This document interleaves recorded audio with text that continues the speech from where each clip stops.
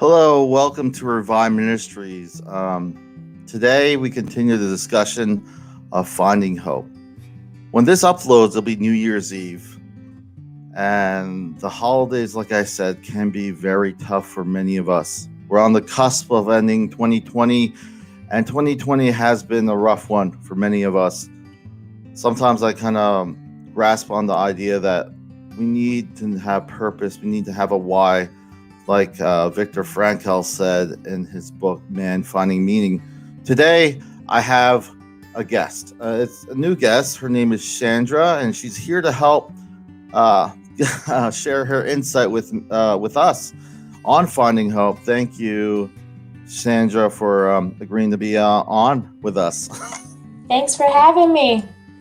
I always like to start with a disclaimer, Shandra. Those out there, they may be struggling, they may need help. If you're in crisis, I would encourage you to seek the appropriate help. There's a crisis hotline in the United States, 1-800. It's right here. Let me just prompt it. 1-800-273-8255. It's the National Suicide Prevention Lifeline. There's also a way to text. And I just encourage anyone who's listening or watching to always know or gain knowledge of the resources in your area. There's, right now, me as a facilitator for NAMI, there's virtual support groups. They're not ideal. We want to be face to face, but at the same time, is that little stopgap while we're going through all this. As tradition, Shandra, I always start off with a quote, just to prompt the discussion, and it's a quote from Jack Canfield, and it reads, "Everything you want is on the other side of fear." What comes to mind when you hear this quote? Oh, so when I hear that quote, the first thing that popped in my head was, do it scared. Mm-hmm. For our lives to change, we have to get uncomfortable. So on that other side of fear, that's a new life. Yeah. So do it scared, whatever you're trying to do. That's what I hear. I like what you're saying because the Nelson Mandela says it this way. I always say that people say better than I do, but he says, "I learned that courage was not the absence of fear, but the triumph over it. The brave man is not he who does not feel afraid, but he who conquers that fear." It's kind of amazing how a lot of times there's a difference. There's kind of this, there's courage and there's recklessness, and sometimes we're for me, I think that's sometimes gray area there. But at the same time, all of us, when we talk about fear, it's fundamentally it can be crippling. When you think about fear, because in some aspect, fear can be helpful. Like if there's a car moving towards me and I'm afraid, I could jump out of the way. But when we're in the context that we're talking about relationships and hope, fear can be that roadblock. I wanted to also talk about, what has been helpful. It's been, there's a lot of uncertainty when it comes to fear. That's usually what kind of germinates the feeling of fear. It's this uncertainty, this unknowing. What insight, Shandra, have you felt has been helpful with you or those close to you during this time of uncertainty in 2020? Oh, wow. So this entire year was fueled by fear. Everything we see on the news, not only dealing with COVID, but dealing with elections, dealing with race issues, everything was surrounded by fear. So what I've learned this year, to focus on what's good in my life and get close to those people that are good in my life. Mm-hmm. That was the insight. The biggest insight that helped me get through so many obstacles. As you know, I work in higher education, so I was dealing with students. I had to give those students hope. Mm-hmm. It goes back to that fear statement. Although I was thrown in situations that we didn't even have procedures for, I had to do it scared. Yeah. I had to get past my fear because they had hope that I can help them. Yeah. Had hope that I could do it. So I think that hope inspires that resilience, even if it's like a mustard seed. It helps me go forward and that's what helped me get over my fears and get me through 2020. You know, I like what you said, and also on to piggyback on that, I think for me, what's helped me is this shifting away from the destination mindset to a journey. Because the thing is, with a destination, it's like if I'm not A, B, or C, I'm a failure. And Right. when it comes to failure, it's tricky. And there was one person told me one time, there's a difference between guilt and shame. Guilt is like you just feel bad, but doesn't hinge on your value.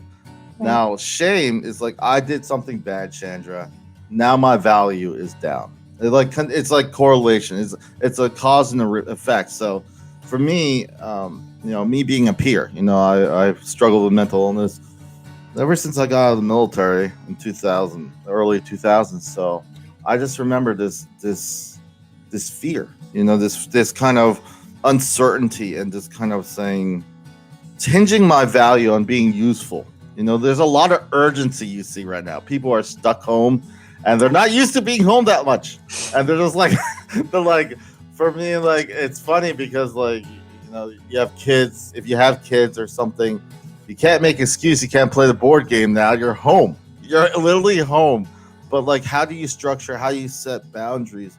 I find this whole conversation when it comes to connections, relationships, when it comes to our wellness and hope during this uncertainty, I find it uniquely challenging because we don't have the same platform. Social distancing doesn't promote very much wellness. Like, for me, I like saying physical distancing, not social distancing, because it promotes the idea we don't connect. And that's Right.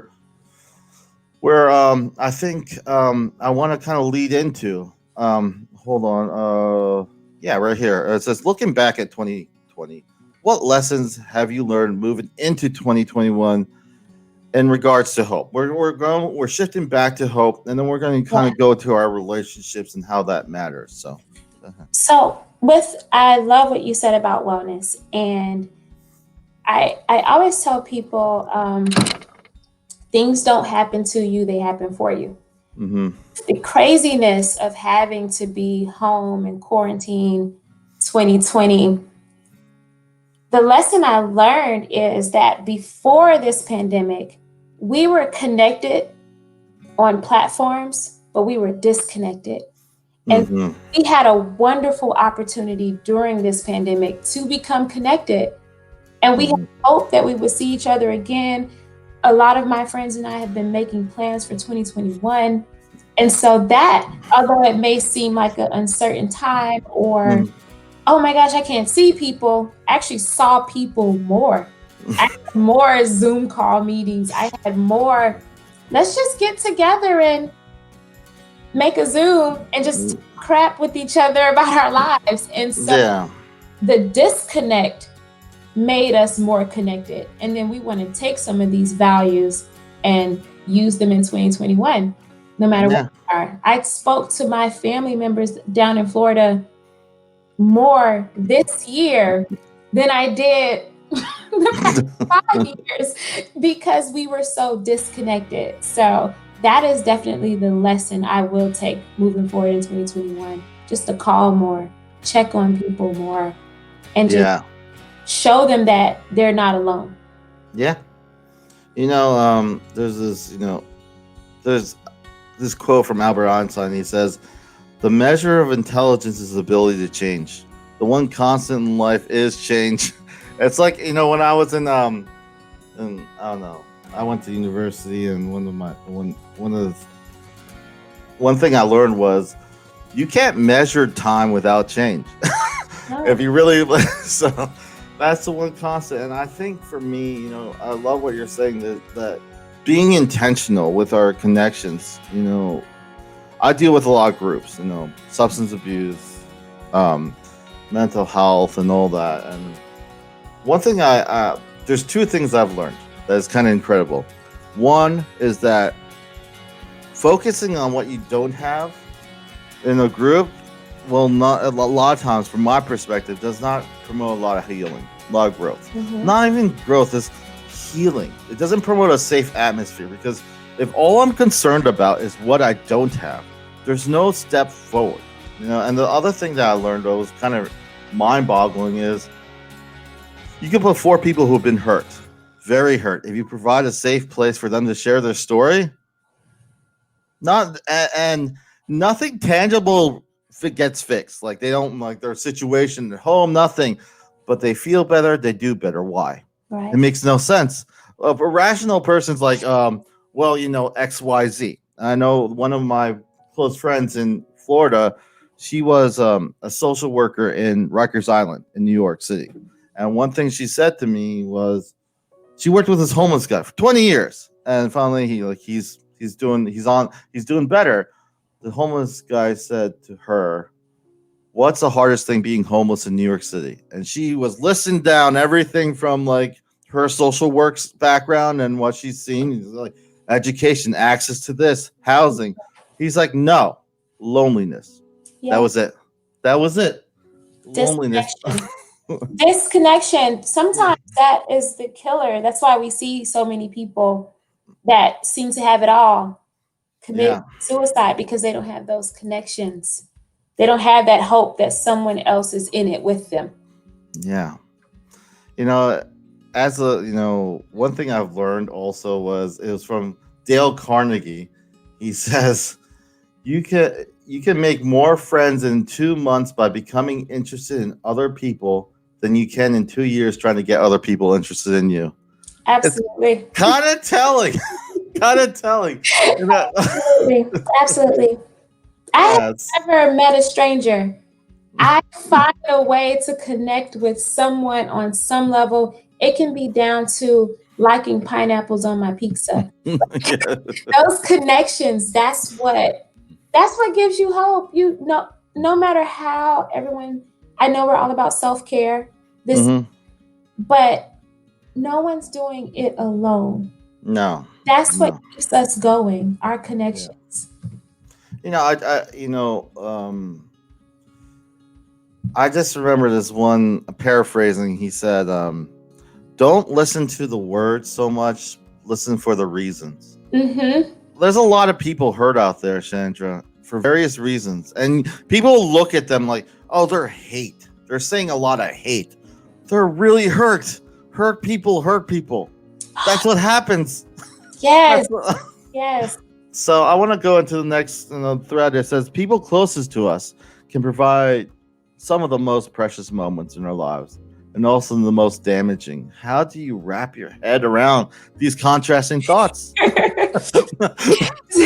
And they are contrasting. It's like, do I love my family or over my family? Yeah. But I will say I'm really close with my younger cousins, and they look up to me. So I'm inspired by the contrast. Mm-hmm. Yeah. Trauma in my life, and some of it was imposed by family members that I learned in therapy. And I also, like, back to the things don't happen to you, they happen for you. And those things make me who I am. Mm-hmm. Because I have my younger generation, and even the ones in my family that are the same age or older, they're looking at me. Mm-hmm. And so that inspires me to be different. That inspires me to lead by example. So although this may have been damaging at a point in my life, I got over it. Yeah. Hope inside of me to be better inspired my resilience. Yeah. So that's how I wrap my head around it. I can't be sad about what happened. It happened for me, no matter how heinous. Yeah. It's funny. I kind of, I was talking to, I don't know, a friend, or we're talking about journey mindset versus destination. You ever been on the road trip, like a long one? And like, let's just pretend like your health, you're trying to be healthy. Sometimes you're not. Sometimes you can't. Sometimes it's just going down the fast food line because you have to go.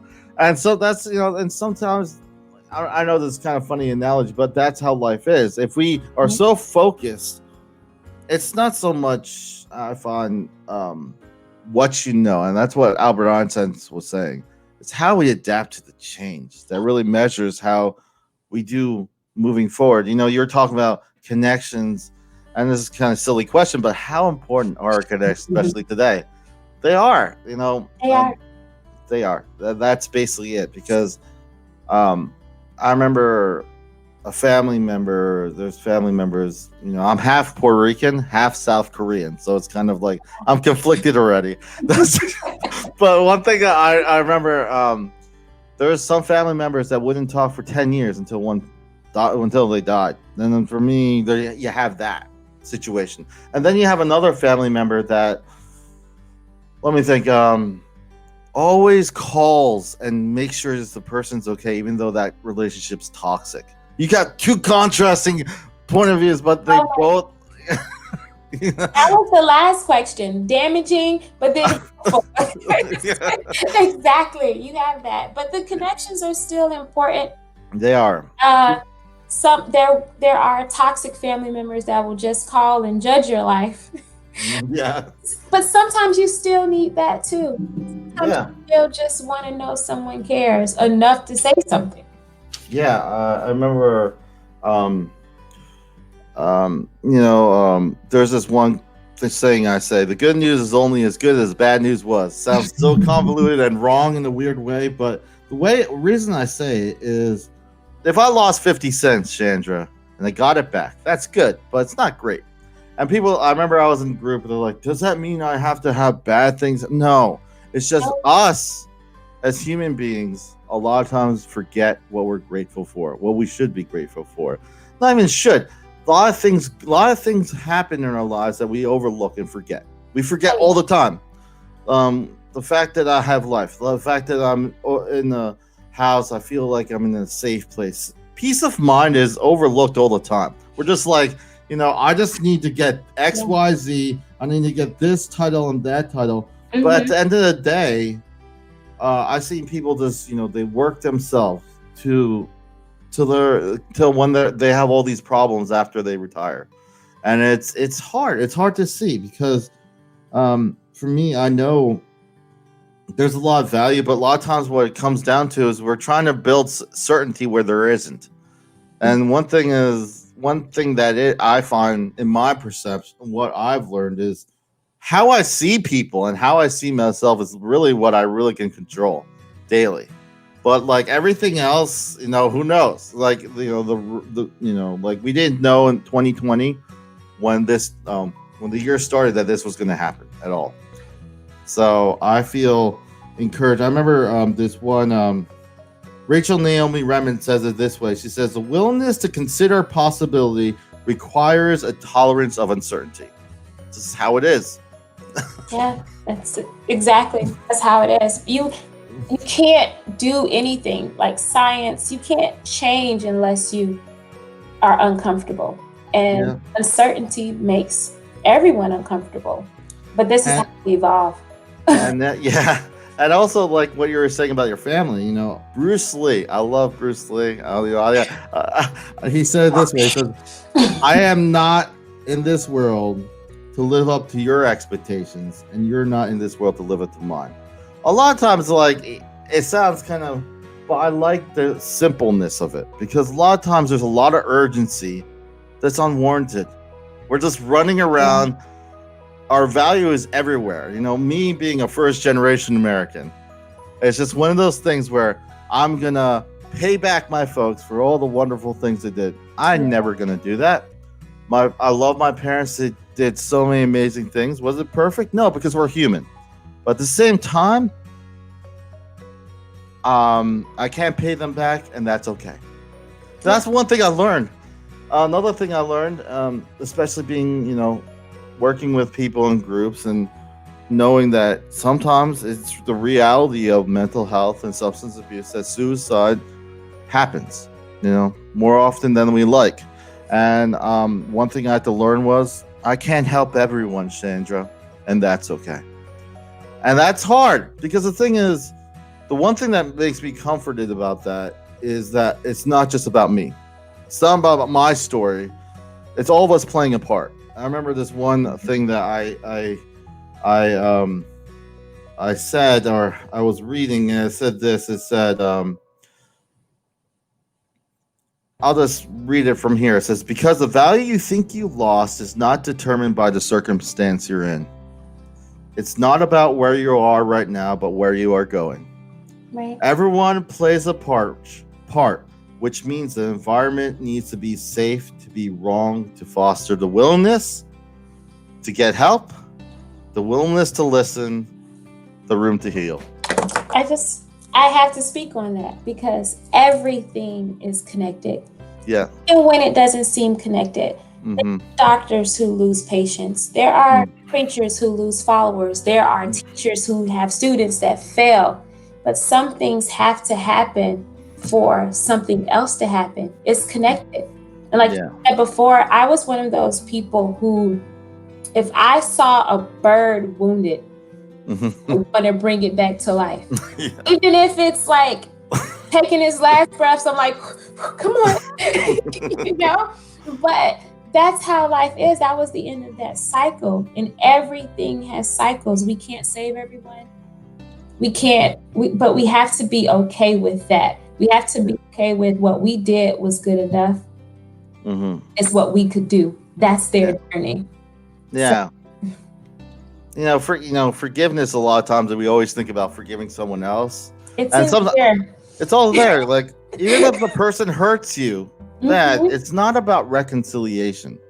It's about it's about reframing your view of the whole situation. Because the thing is, and that's what we're going to lead into, is the whole idea of we hinted on it, about gratitude, and staying present. Why it's extremely important, but I want to hear from you.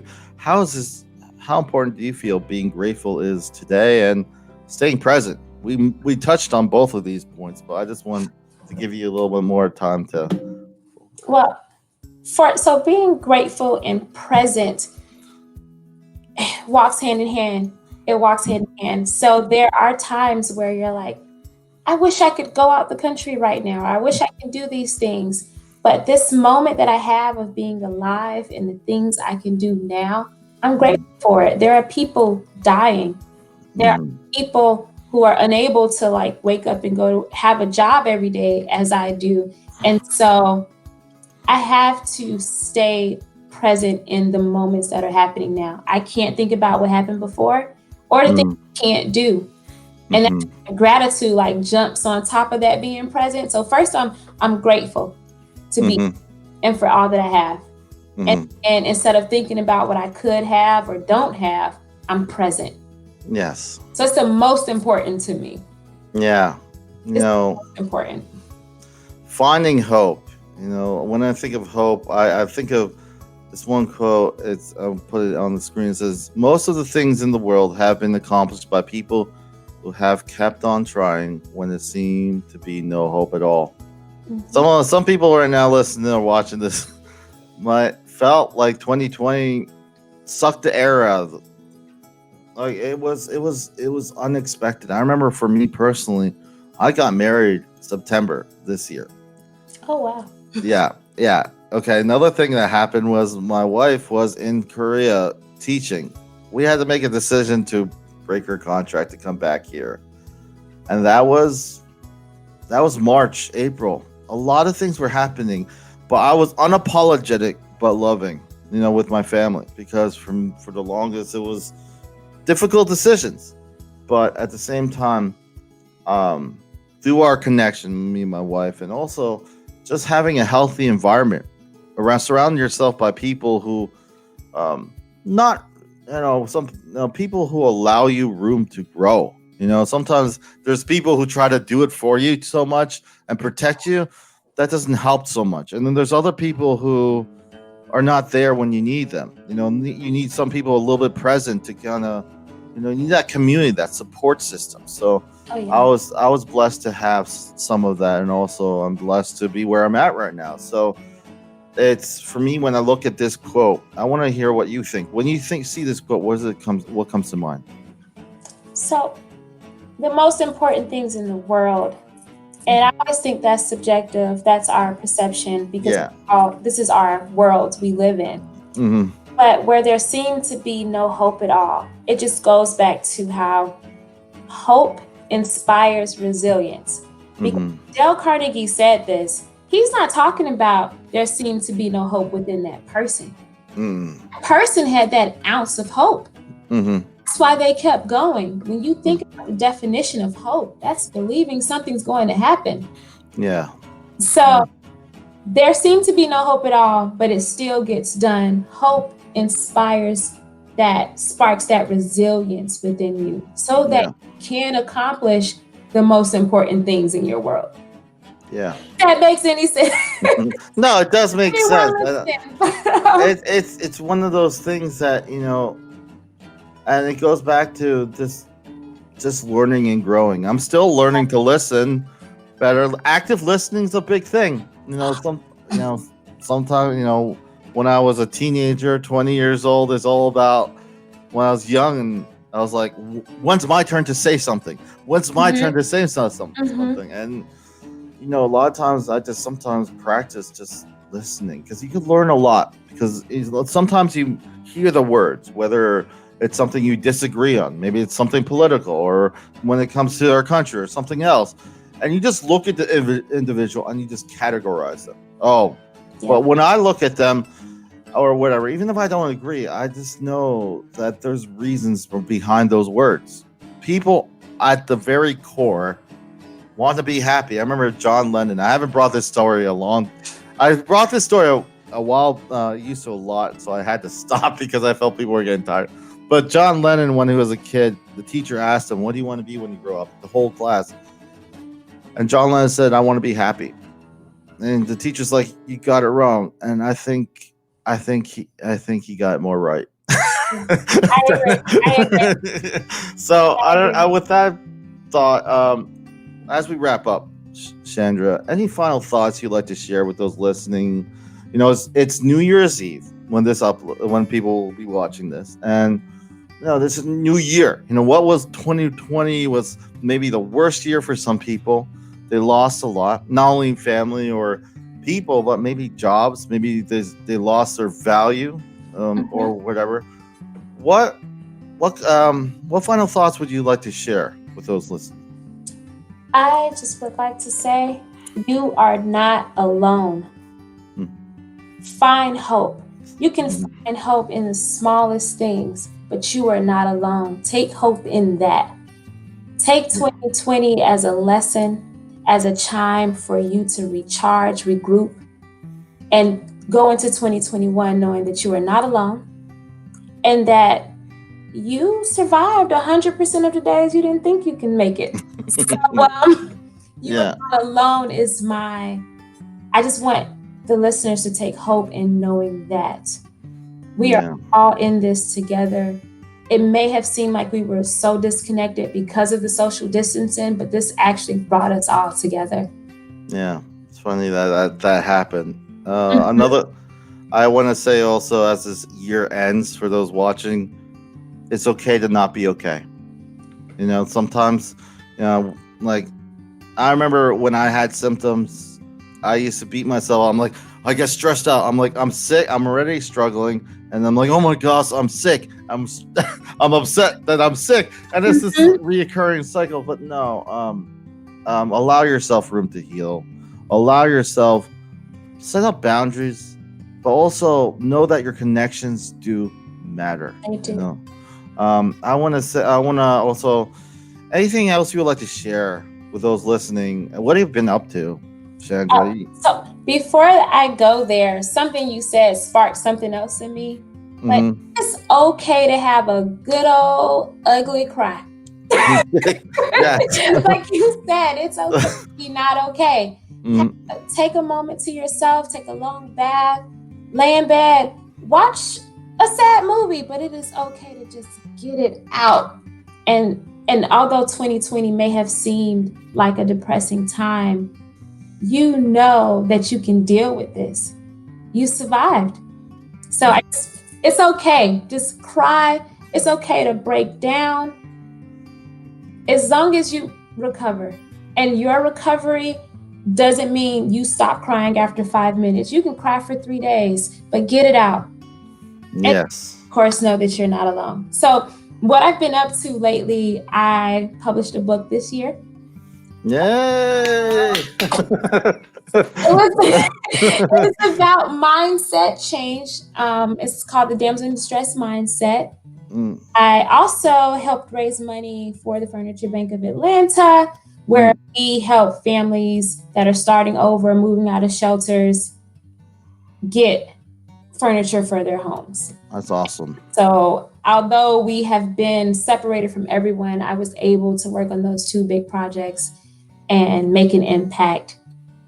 And where can they find you? Oh, So, for more information about me, they can go to my website, iamshandraj.com. I am on Twitter, LinkedIn, Facebook, Instagram, all as I am Shandra J. It's super simple. yeah, and I will also put this in the notes, so of the video and the details. But again, I just want to say thank you so much, Sandra, for sharing your insight with us today. It's wonderful, and we have to get you back. We have to get you back. Thank you But so much for having me. no problem. Remember to stay updated with all things Revive Ministries through its various platforms, reviveministriesfl.com.